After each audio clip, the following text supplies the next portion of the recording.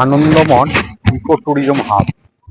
তার পাশে দূরে দেখা যায় তিস্তা নদী যাচ্ছে, এটা একটা তিস্তার শাখা।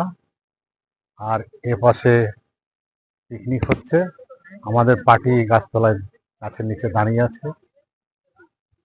আমরা আউটিং এ এসেছি, খুব সুন্দর একটা স্পট।